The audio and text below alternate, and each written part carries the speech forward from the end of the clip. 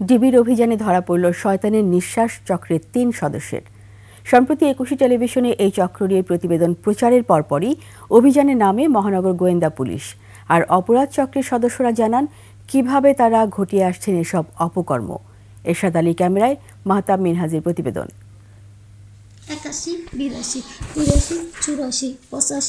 অপরাধের পর দিন শেষে এভাবেই চলে শয়তানের নিঃশ্বাস চক্রের ভাগবাটোয়ারা। পপি, শারমিন আক্তার খুশি, সোনিয়া আক্তার ৩ জনই শয়তানের নিঃশ্বাস চক্রের সক্রিয় সদস্য। ধরা পড়ে মহানগর গোয়েন্দা পুলিশের জালে। একুশের ক্যামেরায় প্রকাশ করে অপরাধ সংগঠনের কৌশল। আমরা কাজ বিরানের পরে আমার কয় যে কে আগে যাইব, তখন বলি যে আমি যাবো কিন্তু হ্যাঁ গলায় কানে যদি থাকে এটা আমরা আইডিয়ার উপরে লই।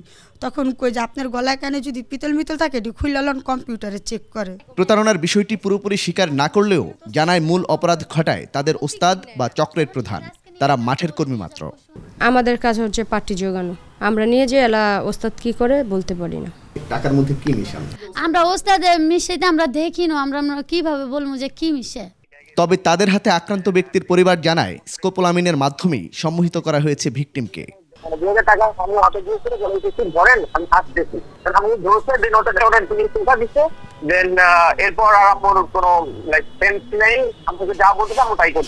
একান্ত সাক্ষাৎকারে অভিযান পরিচালনাকারী ডিবির কর্মকর্তা জানান, একুশে টেলিভিশনে সংবাদ প্রচারের পরই অভিযানে নেমে রাজধানীর গুলিস্তান, জুরাইন ও ঢাকা মেডিকেল কলেজ এলাকা থেকে তাদের আটক করা হয়। সূত্র ধরেই আমরা একটা পরীক্ষামূলকভাবে আমরা একটা অভিযান পরিচালনা করি, যার পরিচালনার কারণেই আমরা একটু আস্তে আস্তে করে সাকসেস হওয়ার জন্য আমরা চেষ্টা করি।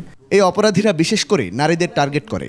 প্রথমে ভিকটিমকে সাহায্যের ভান করে, পরে ফাঁদে ফেলে নিজেদের। যারে টার্গেট করে ভিকটিমকে তাদের পক্ষ নেয় একজন। ওরা পথচারী হিসাবে দেখা গেল কোথাও পথচারী হলে ওই পথচারীর কাছ মনে করে যাওয়ার পথে ওই যে ভিকটিমের সহযোগী হিসাবে মনে করেন তাদের পক্ষ নেয়।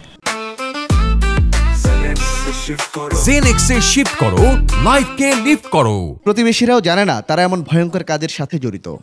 অপারেশন পরিচালনা করতে গেলে অনেক সময় দেখা গেল বাসাবাড়িতে যে সমস্ত বস্তির থাকে এরা, তখন ওখানে দেখা গেল অনেক সময় প্রতিবাদ করে যে কেন পুলিশে নিবে, কেন পুলিশে ধরবে। চক্রটির অনেকগুলো দল সক্রিয় আছে রাজধানীতে।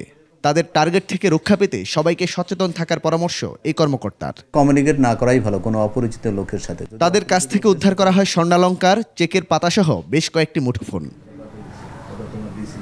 মাহতাব মিনহাজ, একুশে টেলিভিশন, ঢাকা।